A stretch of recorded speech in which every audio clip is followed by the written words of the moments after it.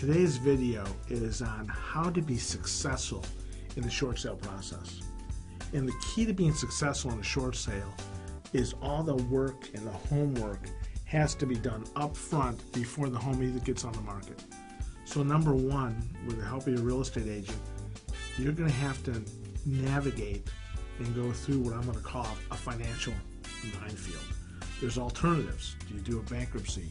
Do you let the home go to foreclosure? Do you do a deed in lieu of foreclosure?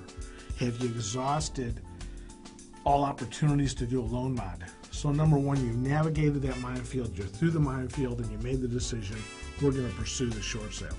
And number two is there's a lot of paperwork. Some agents call it a short sale package.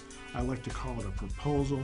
But we're going to put together a lot of documentation that we're going to present to your bank as to why it's in the bank's best interest to approve that short sale. If you have any questions, give me a call, 916-257-0893.